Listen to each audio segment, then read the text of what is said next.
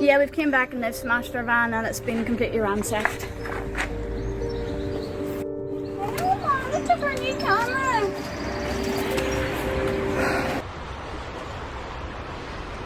How's it going?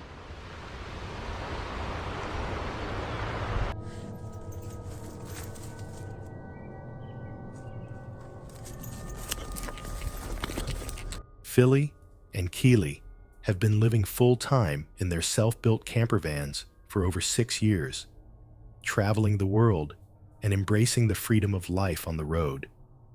They've seen beauty, adventure, and the peaceful side of van life. But in April 2022, they experienced the opposite. Hey guys, welcome back to another video. If you're new around here, I am Philly, this is Keely, and this is our van Martha. And today's video is going to be a little bit of a strange one. Yeah, this was meant to be our final video in our 10-month trip from UK all the way to Turkey back through Europe. But unfortunately, instead of a beautiful cinematic Spanish vlog where my sister flew out to meet us and we we're going to have an awesome trip, instead it's a video about us getting robbed. Even though a lot of our footage was stolen, we still had our GoPro and we tried to capture this as best we could. Yeah, it gets a bit emotional, I'm not gonna lie. I do cry, I do throw out an F-bomb, so if there's any kids watching, cover your ears. Explicit content. But that's just the reality of how we felt, guys, so we just wanted to bring you in on that and be truthful about it. After a full day of rock climbing and exploring, the couple returned to their van only to find the windows smashed in, their belongings scattered, and their personal items, including passports, stolen. Their home, which had been their safe space for years, was now a crime scene. Yeah, we've came back and they've smashed our van and it's been completely ransacked. Oh, Mom, they took our new camera.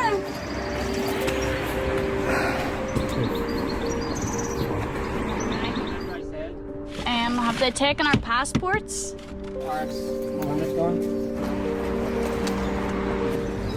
So they seem to have went through everything, all our electronics. They've opened our camera bags.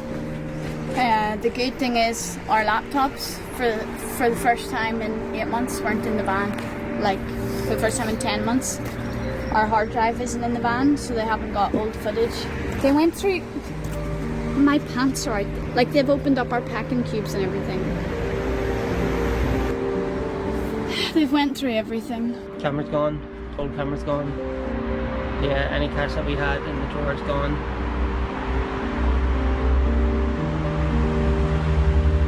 Do we call our insurance or anything? Do we have contents insurance for our... We should have contents insurance. We're filing a police report. We're calling our insurance. I just need to get my phone on charge. The pair were devastated. They did their best to stay calm, calling the police and their insurance provider, and began the slow, painful process of piecing things back together. Okay, gracias, adios. Well. So, I called 112 and told her all the info that we've been broken into, that they'd stolen a lot of stuff, that this is our home, etc. So she's passing all of that information on to the police and told us just to wait here. So, yeah. I'm actually in shock. We have managed to go nearly a year with no problems traveling around. But, I mean, it's shit. They took a lot of money and stuff as well. But at least our laptops weren't in there. Like, that's... They've took our new camera. They've took our new microphone. They've took weird stuff. They took our new camera.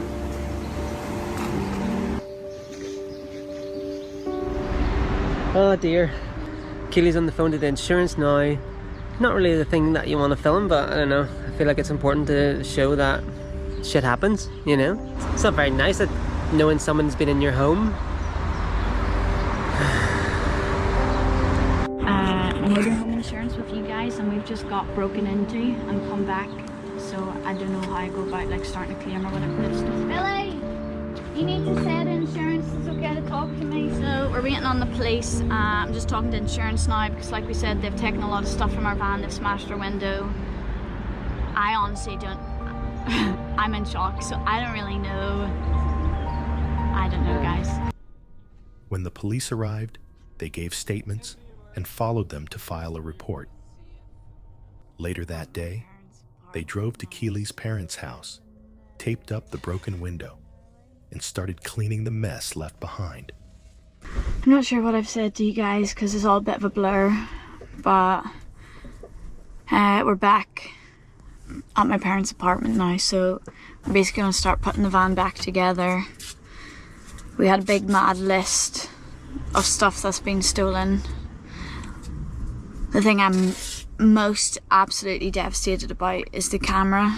I'm kind of hoping that I'm going to magically find it in this pile of clothes that they've left strewn on the bed, but we already know we're not. Philly is in the front, taping up the hole. Not having Mary all the time, are we? No. So while he tapes up that hole, I'm gonna put away our stuff. I mean, who does this? Look, pants. I mean, you can't see it now, but they went through everything, all our, like everything. You know, they pulled out like board games and checked in them as if we had secret wads of cash in our board games or something. Like, you know, it's such a violation. It's such a violation. Yeah, man, it really sucks. Really sucks that someone came in here. Like, someone was up in this bed, like where I am right now talking to you. Someone was up here, like, going through our stuff and they stole everything of value to us.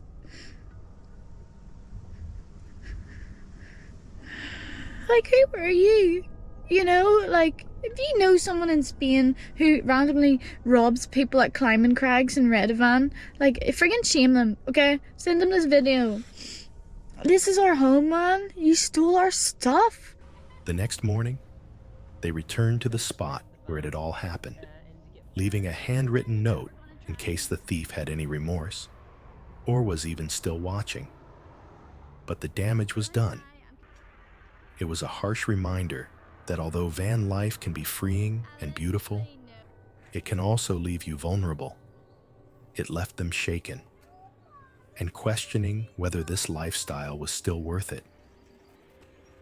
Nicholas enjoys nothing more than escaping into nature with his dog Lola, finding peace while fishing by the water, surrounded by tall trees and calm skies. But back in June 2025, what should have been a relaxing solo fishing trip took a strange and unsettling turn.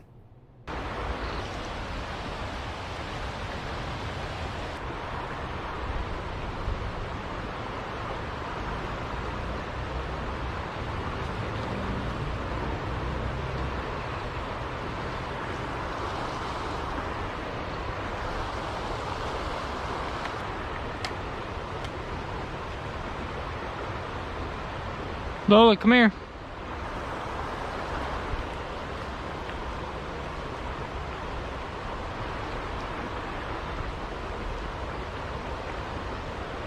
He'd settled in for the day, casting out and catching a few fish, with Lola close by, when he noticed two men standing down on the riverbank.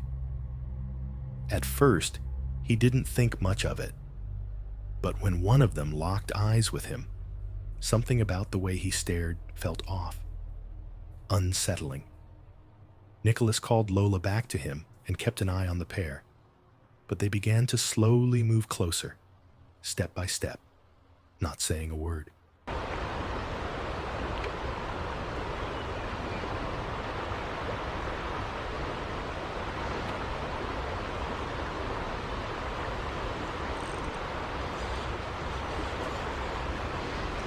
How's it going?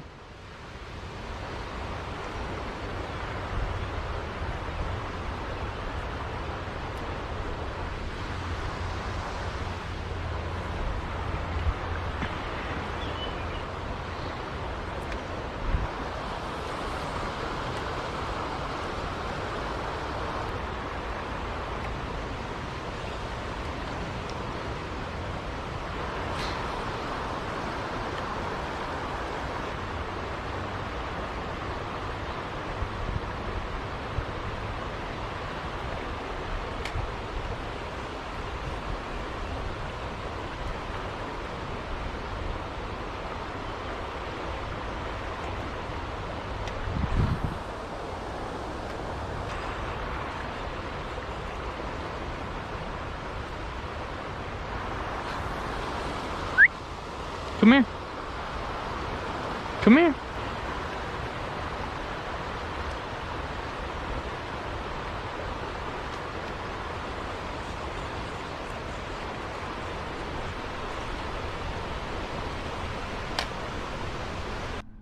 Nicholas tried to speak to them, maybe to break the tension or find out what they wanted, but there was no reply, just silence.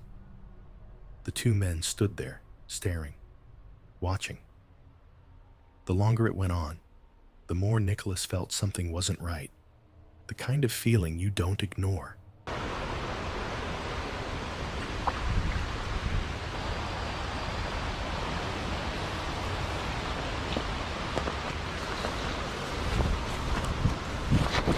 Woohoo! Alright, those dudes are just standing there staring at me. Sketchy! I don't know if they wanted something or what, but they were peeping me out from down the river, and then they came closer and closer, and then they were just tending to look at the trees, and then they kept staring at me. Fuck. Usually people like say something or whatever. They're just standing there staring, like, especially peeking past the trees halfway down the river and then getting closer and closer and then standing next to me and just staring at me. Yikes. He quickly packed up his gear and made the decision to leave. He still doesn't know what their intentions were. Maybe it was just a bad joke, or maybe it was something far more sinister. But sometimes, listening to your gut is the best survival instinct you've got. A man was working on a job site near a wooded area when something caught his attention. A loud, unexpected scream coming from deeper in the forest. Curious and a little unsettled, he decided to check it out. Someone screaming in the woods. And there's these woods. Oh, looks shady enough.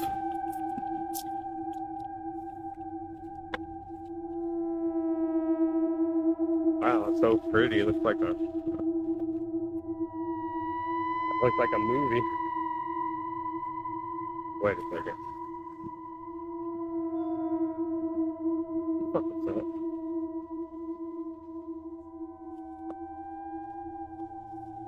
There's another one.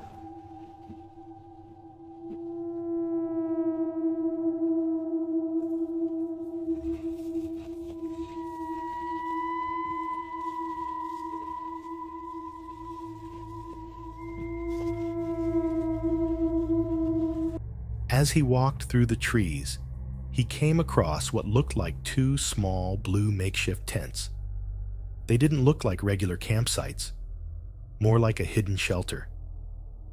As he got closer, a man suddenly emerged from one of them.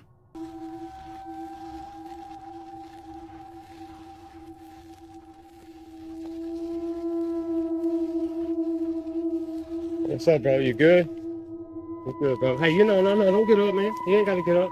You ain't gotta get up. You ain't gotta get up. What's the problem? Nothing, man. I'm just working right here. I was coming to take a piss, bro. We're neighbors, right? Yeah, you're good, Okay, bro. I gotta treat you like my neighbor. Yeah, you're good, bro. I just was coming to My take a name's piss. Eugene Odell. Adam, man. Adam Kale. Nice to Okay, meet you. good. Can't shake hands? Yeah, I love to shake hands Okay. with people I know. Well, I just introduced myself, bro. Yeah. You're good, bro. You can chill out here, bro. Yeah. Yeah, Yeah, the Bible tells us really care about the word of the Lord. Yeah. And I can't judge you, right? Please don't. I wouldn't dare judge you. Hell. No, you don't have to ask me, please. That's a statement with me. I don't judge people. Right. You see, that's where we're different. We're okay, I'll tell you what. I'm 48 years old, and I'm sure I've been around longer than you, Okay. but I know you got work to do. I right? do. I gotta go back over there, but you're good. Yeah. As long as I know you're here, you're Yeah, good, they bro. don't have no bathroom over there for you? Hell no, bro. Oh, man. Right away, the man's behavior was off. He was acting strange, rambling, and hyper alert, as if he didn't know where he was or what was happening. The conversation quickly turned tense. The man became aggressive, pacing and rambling like he was under the influence of something. The guy tried to de-escalate, explaining he didn't know anyone was out there and that he didn't mean any harm. But the situation only got more heated. Oh man, you're really roughing it, huh? Yeah, it's like the old days, bro. You too, hell. You're rubbing it worse than I am, I hell. think you'll do a much better job than I would at what you're doing. I'm trying, bro. I'm trying, man. At what you're doing, you'll do a much better job than Hey, me. hey, are you supposed to be back here? Do they care? I don't. Listen to me. I don't care. Doing a good job. Just keep on working. Thank you, bro. I Nobody appreciate it. nobody ever did this for me when I was good enough and smart enough to have a job. Nobody cheered me on like this.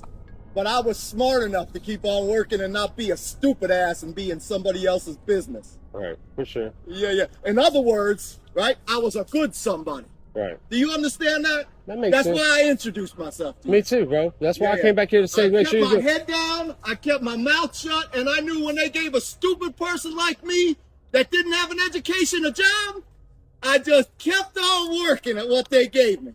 For sure, bro. Now, I didn't have all the answers, right? Mm-hmm. I didn't know what they were going to tell me next, and they didn't tell me too much next. Cool. But even though I had impairments, disabled already, but didn't try to collect any money from it, Yeah. right? Yeah. I just kept my head down because I thought I was raised to try to be a productive worker. Yeah. Right? So I see you got this. You What walking around. Yeah. I just make sure. I was raised. No, you didn't hear me. Bro, I gotta was go back. raised Bro, to but be check a this out. Look, you're productive yelling at me, bro, and I gotta go back to work. I ain't been Yeah, nothing but nice. Go back to Okay, work. cuz you can get your ass whooped. That's what it is, though, bro. You can, bro. Came out here being nice, bro. I didn't want you to come out here. Well, bro. I'm sorry, bro. I didn't know this was your house. I didn't see your mailbox. Believe you are who you are. Okay, bro. Believe what you. You have a great one, bro. The man in the tent was growing angrier by the second, acting like he was defending something. Eventually, the confrontation ended, and the man walked away, but it left behind more questions than answers. What was going on in that campsite? Why the screaming? And what, or who, was inside the second tent? Christine travels full-time in her car, following the open road and camping wherever nature takes her. She's used to being alone in the wild and has experienced countless peaceful nights under the stars. But this trip would shake her. Tonight will be the last night that I am allowed to camp in this free Forest Service campsite. So I'm really going to just savor the day and probably spend most of the day today just at camp. I've had a wonderful morning with a great little morning routine that I'm starting to establish and just doing like some self-care, movement, that kind of thing. I do need to get a bit of work done today. I need to get a rough cut of a video at least completed today, if not more. And then I want to get out and go for a little walk up the forest road a little bit further and kind of see what other sites I can scout out in this area. I can't stay at any of those, so I do need to move on after tonight, but yeah, I'm just gonna take it all in while I can because whew, this is perfect. She had arrived at a free campsite, set up her gear, did some yoga, and settled into the quiet of the evening. The air was calm, and everything felt normal. Later on, she decided to go for a short hike before dark, just to explore the area.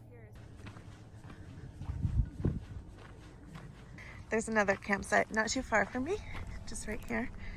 That one, and I'm just right there. Look at this beautiful little natural garden. Wow.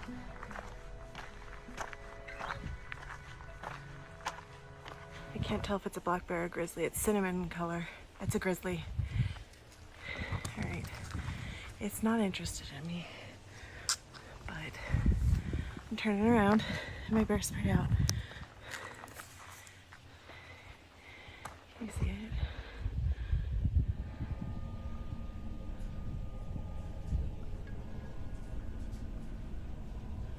Oh my gosh. But not long into the hike, she noticed movement deep within the trees. It wasn't a deer or another hiker. It was a grizzly bear. Fear set in immediately, but Christine kept her cool and reached for her bear spray. She stood her ground, watching, and then she realized there wasn't just one. There were more bears, just beyond the trees, walking around slowly. She figured it must have been a mother bear with her cubs, one of the most dangerous wildlife encounters to face alone.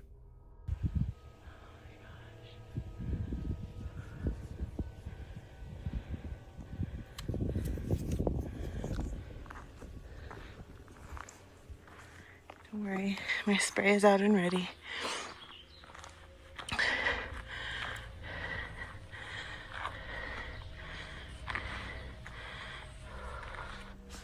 Oh my god. I think there's more than one. There's another one right there.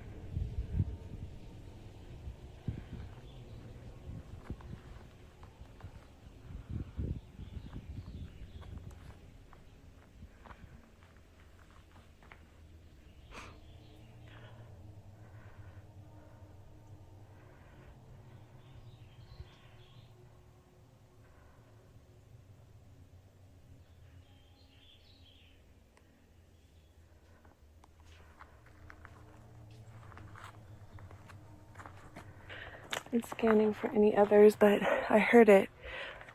I heard them give their little snorts because they're digging, and that's another sign. They are grizzlies, because grizzlies, they dig. That's a cub. That's a cub.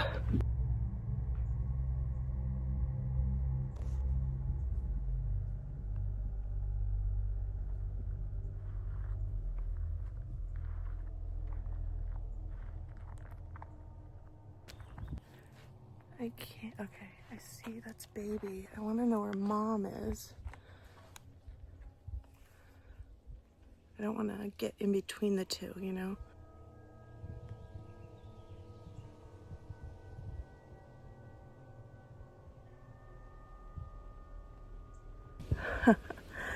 That's cool. That's cool. I'm just backing away. Once I get further down, I'll feel more comfortable turning and walking normally, but I'm still a little bit too close for comfort on that one. I mean, I'm talking. They might know I'm here. But just don't want to be perceived as a threat to baby.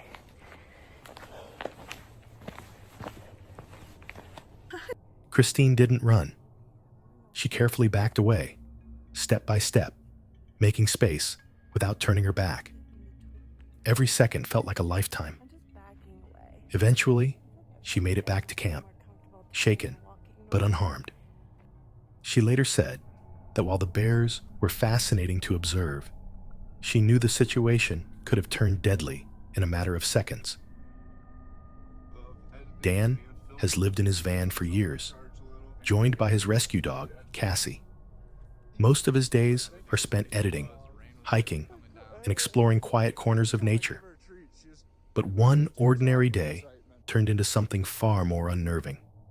I took a couple days off of editing and filming, just kind of let myself recharge a little. I need to get a video completely edited today, start to finish. So we are going to take my laptop, the grow lot. You know, the van's still kind of messy from last night. And we're gonna go sit in the park and edit the video up in the beautiful park with the mountain atmosphere and the people walking around, and should make it a little more fun than usual. Got an iced coffee.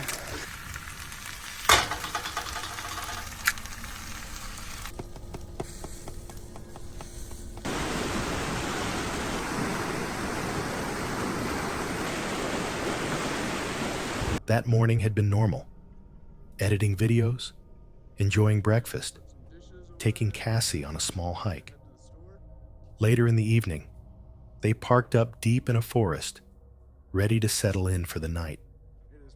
After making dinner, they set off for a short hike through the woods. But when they returned to camp, Dan spotted something moving just outside the van. It's like horse poop. There's either a moose or a horse right outside of the van right now. And he just made a scary noise. Or a bear. Holy shit. There's a bear right outside the van. Hey, bear.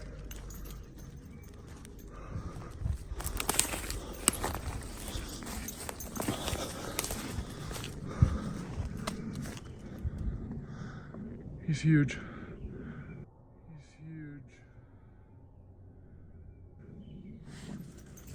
At first, he thought it might be a moose, maybe even a stray horse. But then it moved again, and that's when he realized what it really was. A black bear. It was wandering slowly around the van, watching. Dan stood still, keeping Cassie quiet, hoping it would lose interest.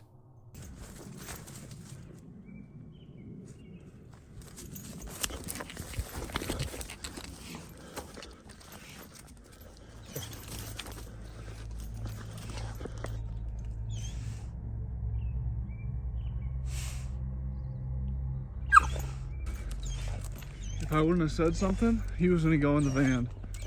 If I wouldn't have hollered, hey bear, he was about to walk his way right into the van. Stay. Cassie, sit. Sit. Hey bear. Hey big guy.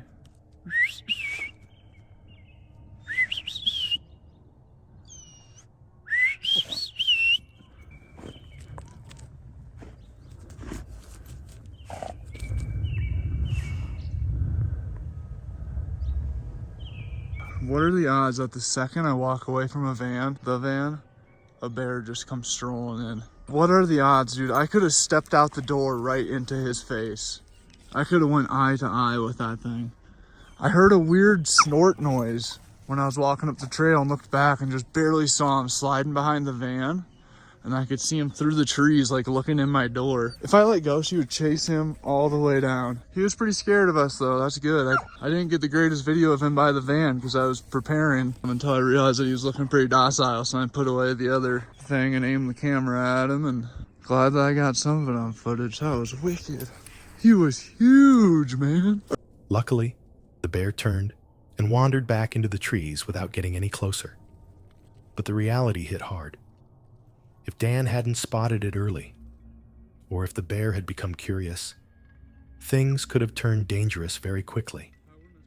Out in the wild, it's not just people you have to worry about. It's the wildlife. In April 2018, a man set off for a solo camping trip deep in the woods. Just him, his tent, and the sounds of nature. But in the middle of the night, at around 3:30 a.m., something woke him.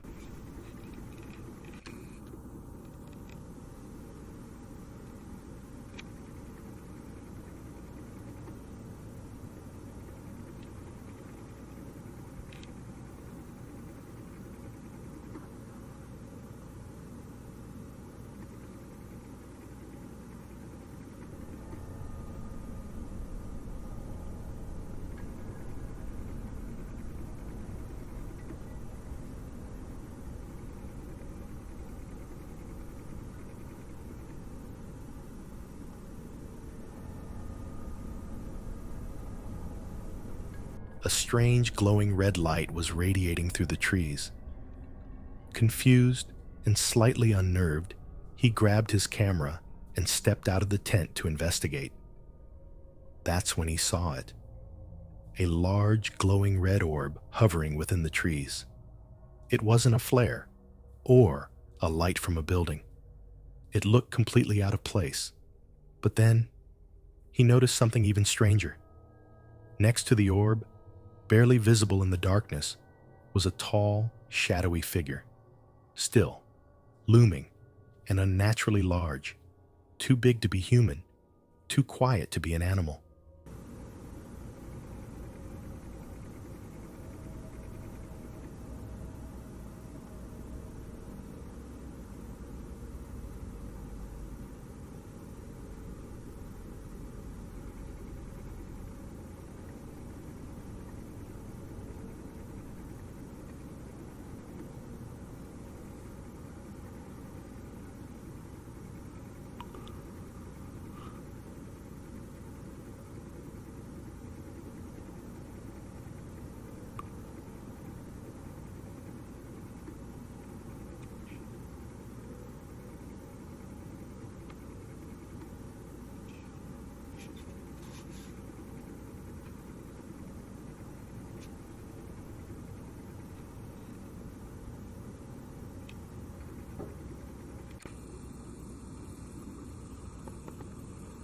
The footage ends shortly after, and to this day, no one knows what he saw. Some say it was a UFO. Others believe it was something darker, something not of this world. Camping's supposed to bring peace, a chance to reset and reconnect with the world. But for these people, it brought something they'll never forget. Which encounter scared you the most? Let me know in the comments, and if you enjoyed this video, don't forget to like and subscribe for more horror. Stay safe, stay alert, and if you're heading into the woods anytime soon, keep your eyes open. You never know who or what might be watching.